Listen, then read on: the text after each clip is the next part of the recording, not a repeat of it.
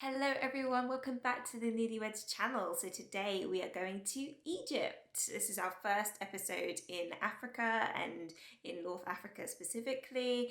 We are speaking to Elisabetta White, who is a great international destination wedding planner. She's going to be telling us the ins and outs of getting married in Egypt.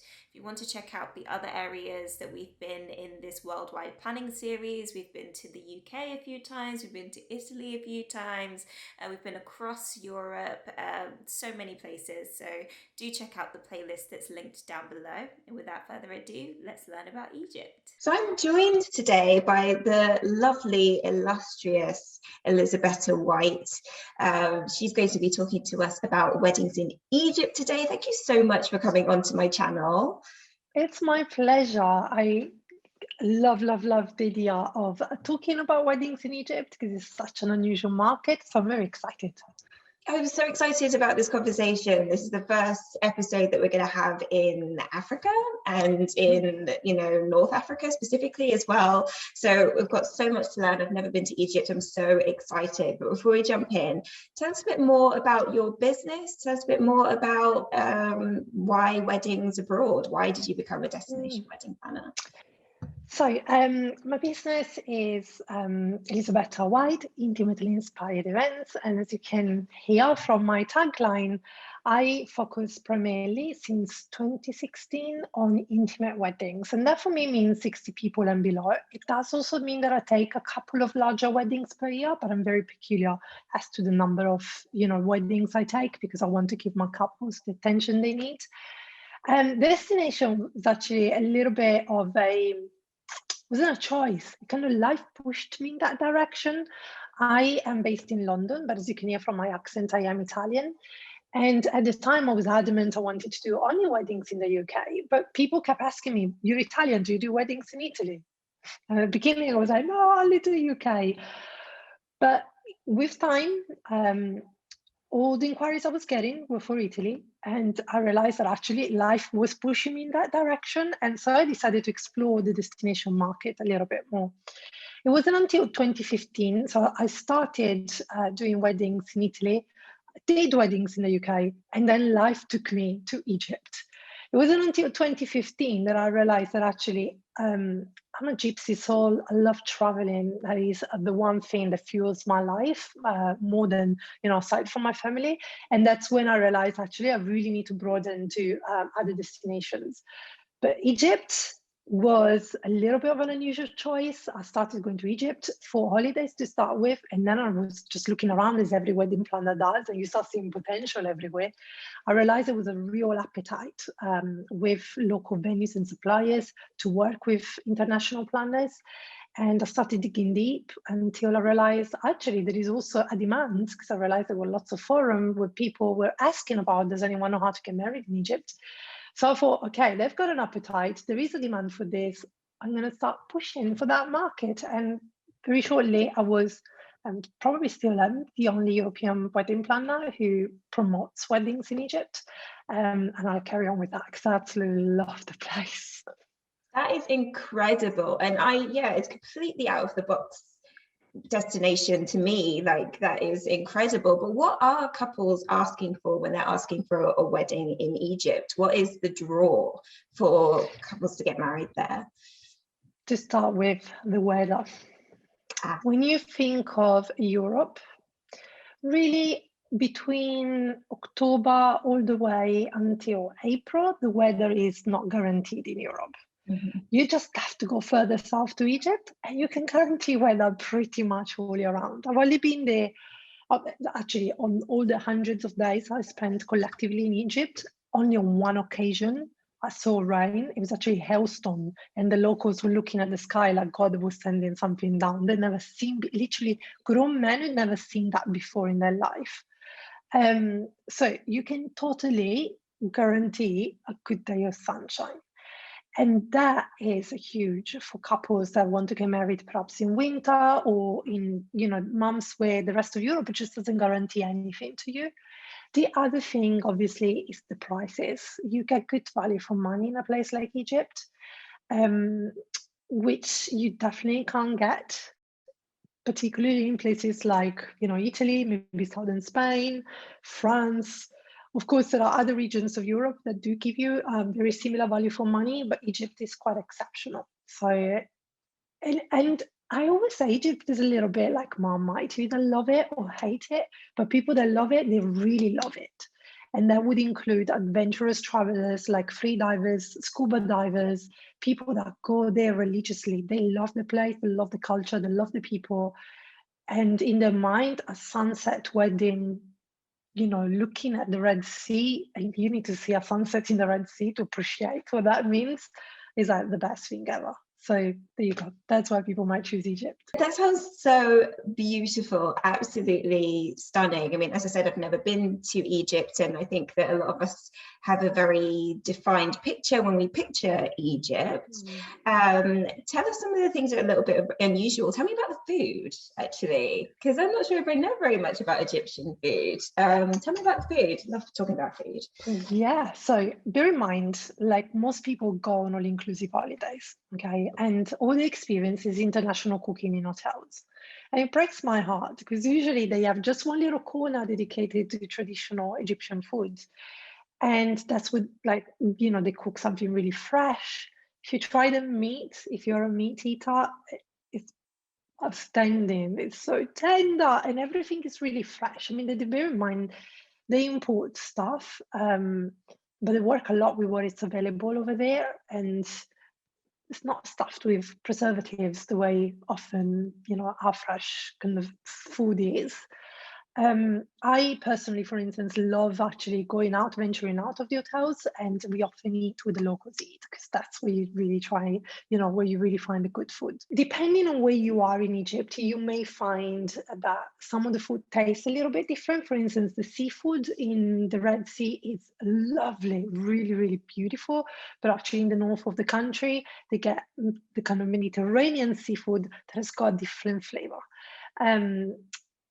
But one of the things I really love the most over there, and again, that's only if you eat meat, they make some amazing grilled meat. And a lot of weddings very often include that kind of freshly grilled element, which makes some couples really, really happy. It just feels fresh. And obviously, you've got lots of sharing bowls, beautiful sauces, the hummus and all of those kind of things that are very typical. And I would definitely recommend if someone goes for a wedding in Egypt to, at the very least, include some elements of the local cuisine, because that's what they're really, really strong at.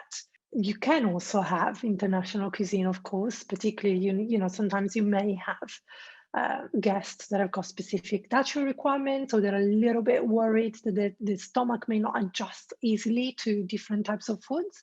But if you can, I mean, freshly kind of grilled meat, seafood freshly grilled, it's delicious, and it's such a beautiful way to really bring in all the local elements that are typical of Egyptian foods. That makes me feel so hungry. I'm such a seafood person, so that sounds divine to me, literally music to my ears. Let's talk about things that are not so great, because I love to be a bit scandalous on this channel, and we like to talk about the full picture. So what would you warn a couple about getting married in Egypt? Okay, so first of all, ceremonies.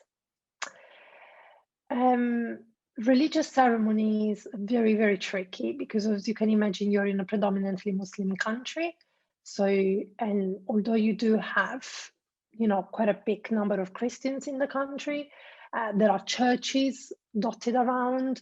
If you are from a specific denomination, you may struggle to get the opportunity to have a religious ceremony. And the other problem is civil ceremonies. They're very, very tricky. In fact, I would 100% tell a client, do not have a civil ceremony in Egypt. You need to go to Cairo first and foremost for you to be able to get all the legal paperwork done. But it's not as simple as just going to an embassy or just an office, sign the paper, you're all done. You need to go, from one office to the next, including having a medical examination done. What? Yes. you need to have a medical examination done, which I personally, it's just something that just doesn't feel right when you're thinking of, getting just paperwork done for your wedding, when usually you just turn up with passports and copies of your passports and certificates ready. Having to go from one office to the next, going to an hospital, get a physical examination done, it's just stuff that I just feel doesn't really feel right when you're starting, embarking on this journey. So I would definitely recommend avoiding doing civil ceremony, and that can really put people off. Particularly, there are couples that say, what is the point in me going abroad and then just have a fake ceremony? I always say it's not really a fake ceremony. It's a ceremony. It's when you're kind of celebrating your union, which you may have done in your country just before departure. So that's when you're actually celebrating the meaning of it, etc. So a symbolic ceremony is not a plan B, and doesn't have to feel like any less important than an official ceremony. Exactly. The other big problem with Egypt is communication. It's not so much the language. People over there speak multiple languages, particularly in touristic spots. I have friends who are, Egyptian friends who work there, and they speak multiple languages. They maybe speaking English, Russian, German, Italian, some of them, like literally the sky's the limit. So they can totally speak to you.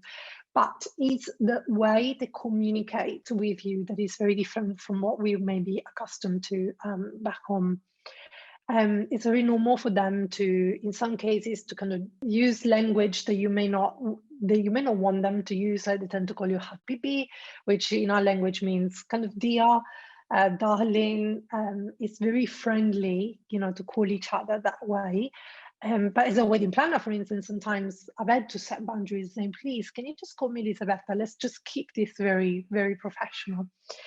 The other thing is, you may be telling them one thing and they're telling us yes, yes, yes, yes, yes, but it's not until the wedding day comes that you realize whether they've understood or whether they intended to meet your expectations.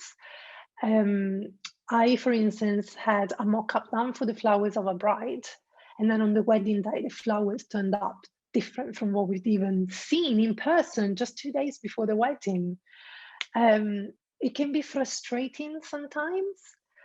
So I would definitely say go with a very open and adventurous mind, because it can throw you the odd curveball, but it's so worth it if you are that kind of person who is kind of flexible and is like, what, it's just experience.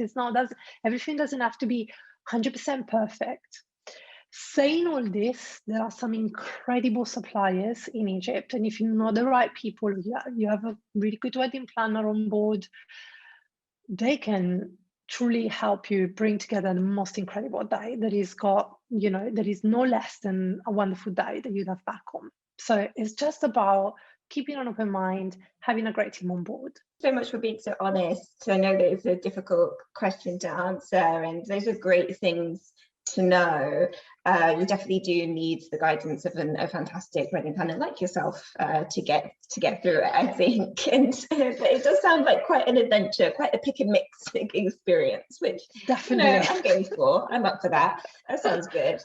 Let's come back to the weather then, because we did talk about how it was pretty good all year round. But when would be, I presume that there's quite a lot of like ups and downs in terms of tourism and things like that. So when would be the best times to get married in Egypt? Best time always depends on the weather in Egypt, as far as I'm concerned. And although you think, wait, you just told me that the weather is good all year round. Yes, but there are also extremes. October, November, fantastic weather. Second half of March, April ideally, maximum beginning of May, again, the weather is incredible. And I'm talking about really warm days, so maybe 30. If you're pushing into May, you may be around 35 degrees, but 30, the average in the day, 28, 30. And then at nighttime, you've got like 22 degrees. It is perfect. Sunny all day long, warm in the day, like a lovely temperature at nighttime. You're not sweating. It's just perfect. If you're waiting and you're thinking of, say, December, January, February, March even sometimes, temperature is still incredible when we compare it to what we get in places, say like the UK. Their winter is equivalent of our summer. In the day, you might have about 24, 25 degrees, but then at nighttime is when it drops. So you might then suddenly get, 13, 14, 16 degrees. Now, isn't the end of the world, considering the people, for instance, in Britain are used to having summers like that. But when in the day it's really nice and hot, and then suddenly at nighttime it drops, you can really feel it. It can get a bit uncomfortable. The other major problem is winds. It gets so windy, to the point that bars, restaurants that usually use the outdoor, they really struggle. You need to bear in mind places, for instance, like the Red Sea is surrounded by desert. We're not talking about Sahara Desert. It's a rocky desert, but it's really dusty. The whole area is really dusty. So when it gets windy, what you're getting is dust flying around everywhere, which isn't particularly pleasant. So I would definitely say avoid those months if you can. Other months to avoid, from the second half of May all the way until September at least, even beginning of October. We're talking about 45 degrees in the day sometimes. I've done a wedding in June there, and I'm setting up tables at 2 o'clock in the afternoon with about 42, 43 degrees. All of a sudden, I see my photographer putting the camera on the sand, on the beach, on the floor, and running fully close into the sea. I'm like, what are you doing? And she's telling me, I need to cool down. I can't take this anymore. It is tricky. I got sunburnt, and I usually don't. And I had heat stroke as well. On the same wedding, by the time we got to the evening, I went for dinner, and as I come back, I see my bride, my groom, and all the guests lying on the floor on the grass. I'm like, guys, what's going on? Are you okay? We're cooling down on the grass. It can get really hot. I appreciate that for many countries, the only time they can go is when the kids are on holiday. And so some couples may choose to have a wedding in the summer in Egypt. But if you do, make it a late evening. Keep it as late as you can, because believe me, you are going to struggle with the heat. I think it's nice to also have the option of doing like a winter thing. Northern Hemisphere winter, our winter. And if you have the opportunity to do that, then Egypt is a great place to go for decent weather. And I love the idea of the warm nights. That's something that we really miss in Europe. We don't get that really at all very much. It always drops so much, and that sounds perfect. Sounds lovely. Okay, so let's throw out a little scenario. I like to do this to everyone, and you're not going to like it. No one does. Let's say we have a French couple today. We have a French couple. They want to get married in April, let's say. They want to get married in April. They have about 50 guests. What would you say they should budget for that wedding? You can use any currency that you like. There's no problem. Yeah, so I always say a wedding can cost as much or as little as you want it to, okay? There are literally venues, particularly in Egypt, that cater to every budget. But as a wedding planner, for me, quality is of the utmost importance. So I don't drop the ball, and I would only ever work with 5-star hotels. And for anyone that comes from Europe, countries like France, Italy, Spain, they're used to a certain type of service. I would definitely say you can't go by who's giving me the cheapest deal, because while the desire to please, particularly in Egypt, is huge. It's a country that has suffered so much throughout the years, because every time there has been a terroristic attack, in the past, international countries have, blocked tourism. Something that doesn't happen when there is an attack, say in London or in Paris or in Belgium. Everyone keeps going. Countries that say, oh, we're so sorry for you, but we'll keep sending tourists. They don't do the same to Egypt. So Egypt is extremely keen to please the tourists and really do their best. But the quality will be noticeable when you are dropping the kind of standards with the hotel, meaning if you're going for a 3-star hotel, you may expect the service of a 2-star, for instance, here in Europe. If you're going for a 4-star hotel, you should expect a 3-star quality.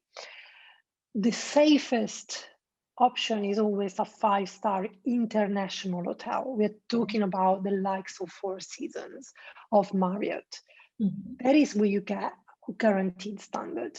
It doesn't matter you're in Egypt or wherever you are, you know, the service is outstanding regardless. And when you're dealing with wedding venues like this, the charges, the fees are comparable almost to the rest of Europe.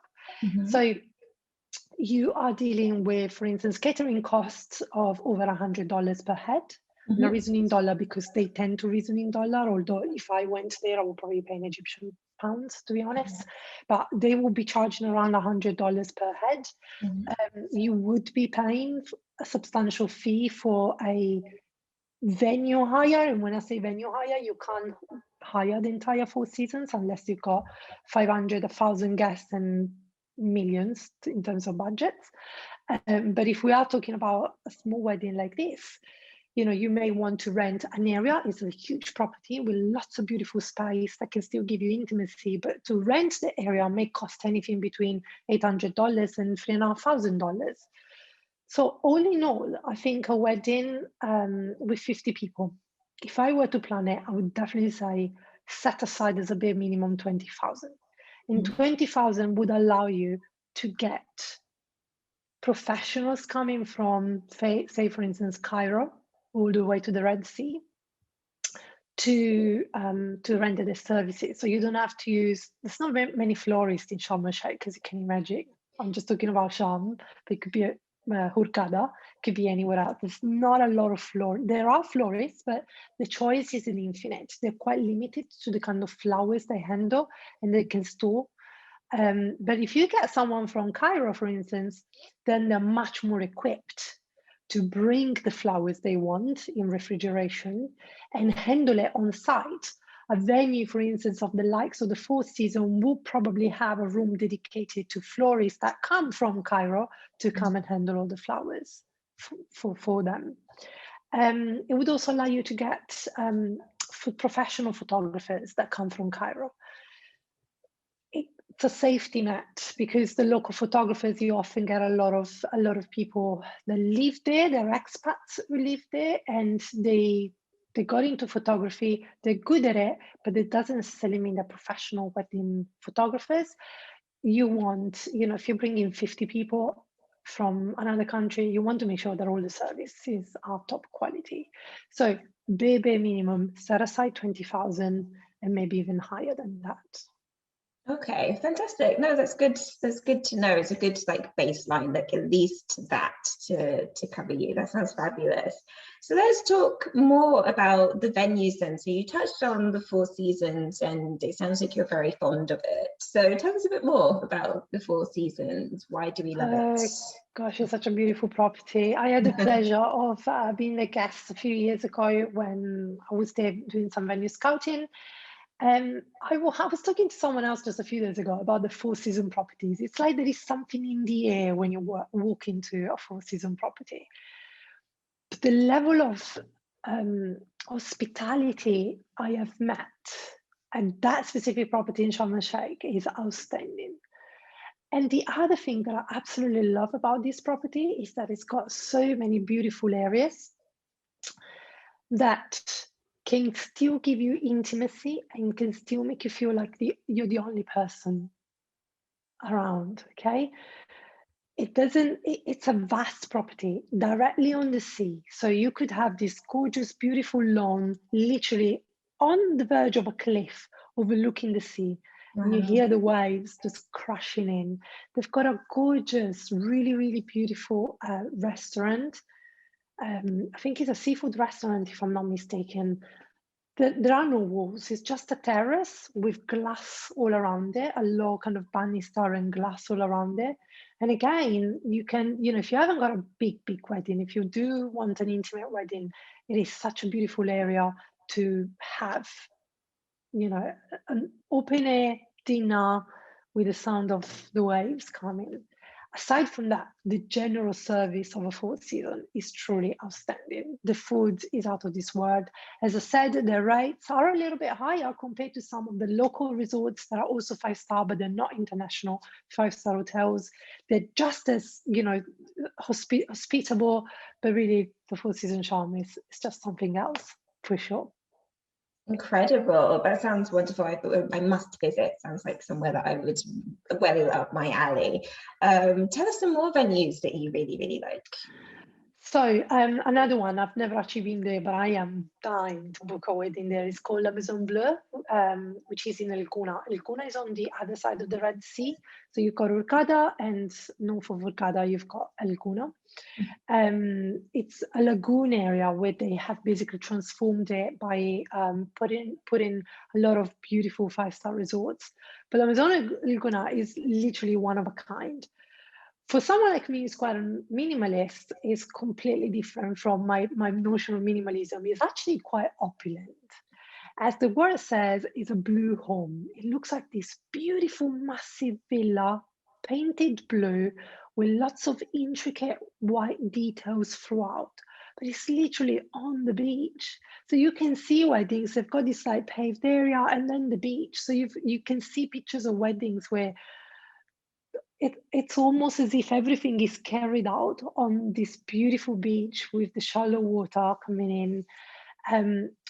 It is a dream. The details inside are so beautifully crafted. You've got these gorgeous lanterns and lampshades on the ceiling, star shaped, that I think in the evening leave like all these beautiful little lights kind of reflect on the walls. It's unique, one of a kind. It is not the cheapest of hotels, for sure, in Egypt. They also have been involved in a lot of big events, national and international events. They've received a lot of VIPs recently, so it is definitely for the higher budget, for sure, but 100% a stunning venue where I would love to work. Another one that is quite unusual. This is for people that love the history. They're really up for adventure, not because the venue is adventurous, but because of where it's located. It's actually the Marriott Mina House in Cairo. So Cairo obviously requires a little bit of an adventurous spirit. It's a bustling city, lots of traffic. You want to go to the old part of town and see the way, see all the souk and the markets, and it is exciting. But a lot of people go and know Cairo because of the pyramids. If you get married at the Mina House in Cairo, you do get a chance to have a beautiful view of the pyramids right in front of you, which is so incredible. However, to be clear, Mina House is one of those kind of traditional venues where often Egyptians get married. They've got huge, beautiful ballrooms. So they're really suited for big weddings. So it's definitely worth, maybe if you want a small wedding, try to understand what are the capabilities for a small wedding. They will still give you the intimacy that you may want. But I mean, as far as views of the pyramids, it doesn't get any better than that, to be completely honest. The other one is a little bit of a wild card. And I actually don't know if you can do a wedding there, but I would 100% go and approach them for it. Noor El Nil is a company that does River Nile cruises, but the boats are exquisite. They've got several boats, different sizes. So some cater to more people, some for smaller number of guests. The bedrooms are really quaint with big windows where you can just see the Nile right in front of you. And obviously, like every boat, have got like a beautiful big open air area that every time I look at, I think I can 100% see an event, a wedding, even a ceremony at sunset on the River Nile. You start getting into the all of a Swan area. You've got these little felucca boats. Felucca boats are a little bit like mini sailboats. And if you look at pictures of a sunset time, and you imagine being on one of these Nile boats, floating on the River Nile with this beautiful orange light coming in and having a sunset ceremony followed by a cocktail hour and just a relaxing Egyptian dinner on one of these boats. It just blows my mind. I can't literally, I for years I've been thinking, I need to speak to these people and see whether we can do something. So definitely something to speak to me about if you're considering something really, really unusual. Apologies, in a place like Egypt. That sounds so unique. I think, you know, having the ceremony on the Nile would be incredible. But also, if you want the pyramids and you've got them, there's so much variety there. Thank you so much for walking us through that. It really helps us to understand the offering and the variety that's out there. So I want to thank you so much. I'm super excited to visit Egypt now. I'm so excited to go. So I've loved this conversation. Thank you for talking us through weddings in Egypt. How can people get in contact with you if they want to get married in Egypt or Italy or anywhere else in the world? So you can find me on elisabettawhite.com. You can also come on Instagram, instagram.com/ElisabettaWhiteWed. I'm also on Pinterest if you want. I think I've got some mood boards also dedicated to Egypt. So you can find me as eWhiteWed on Pinterest as well, and lots of other platforms. But I think definitely come and DM me on Instagram. That will probably be the quickest and easiest way to get hold of me, and then we can take it from there. Amazing. So we will leave those links on screen, pinned to the top comment and in the description box down below. I want to thank you again for coming onto my channel. It's been a pleasure to talk to you. I hope that everyone listening has found this helpful. And if you want to get in contact with Elisabetta, as we said, the links are down below. I will love you and leave you for now. Thank you so much. Thank you. Thank you so much. Bye-bye.